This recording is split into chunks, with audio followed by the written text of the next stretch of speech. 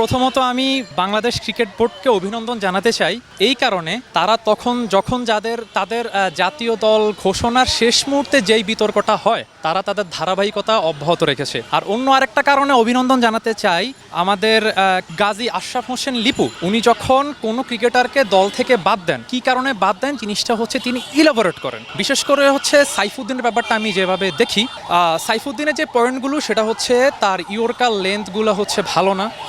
আর second কথা হচ্ছে যে তার বলগুলো হচ্ছে কিপার হাতের উপর দিয়ে চলে যায়, হয়তো যেই জায়গায় 4 হওয়ার কথা সেই জায়গায় 5 রান হয়ে যাচ্ছে।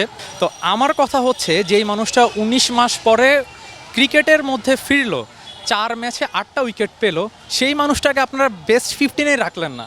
যখন খেলা হচ্ছিল বাংলাদেশ জিম্বাবুয়ে, সেই পাওয়ার প্লেতে হচ্ছে তাদেরকে আটকানোর জন্য যেই বেস্ট বোলারগুলো রোল প্লে করছিল তার মধ্যে সাইফুদ্দিন অন্যতম। আমি খেলা দেখে যতটুকু বুঝলাম তার মধ্যে তাসকিনও সেম জিনিসটাই হচ্ছে রোল প্লে করেছে।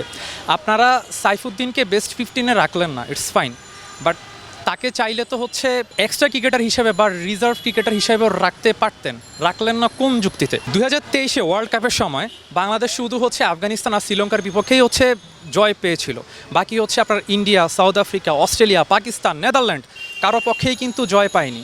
তখন হাতুড়ি সিং একটা কথা বলেছিল যে তিনি পরবর্তীতে বাংলাদেশ টিমকে নিয়ে একটা ফ্রেশ স্টার্ট করবেন, তাদেরকে একটা নতুন একটা গন্তব্যে নিয়ে যাবেন।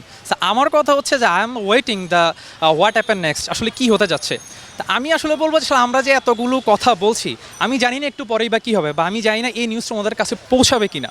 তা আসলে বাংলাদেশের অ্যাজ এ ক্রিকেট ফ্যান হিসাবে আমরা আসলে কী চাচ্ছি, ওরা হয়তো বা এটা বুঝতে পারছে না। আমার কাছে দল ঘোষণার হওয়ার পরে যাদের নাম দেখলাম সবাই ভালো লেগেছে, কিন্তু এই জায়গায় যদি সাইফুদ্দিনকে ইনক্লুড করা যেত তাহলে অলরাউন্ডার একটা বেস্ট হতো। সে ব্যাটিং এবং বলিংয়ে দুটোতে অবদান রাখতে পারতো। এক্ষেত্রে তানজিম সাকিবকে সম্ভবত তার রিপ্লেস করা হয়েছে, তো তার চাইতে আমার কাছে সাইফুদ্দিনকে ইনক্লুড করা বেটার মনে হচ্ছে। একটা ম্যাচ ভালো করলে তাকে সামনে নিয়ে আসে, পরের ম্যাচে খারাপ করলে তাকে ডেকে নিয়ে যায়। আমাদের এখানে এটাই হয়, কারণ যাকে নিয়েছে সে যদি ভালো করে তাহলে দেখা যাবে তারা উইনার, সিলেক্টররা উইনার, তাদের চয়েস বেস্ট। আর যদি খারাপ করে তাহলে তো হলো না, তাহলে জনগণের চাহিদাটাই বেস্ট।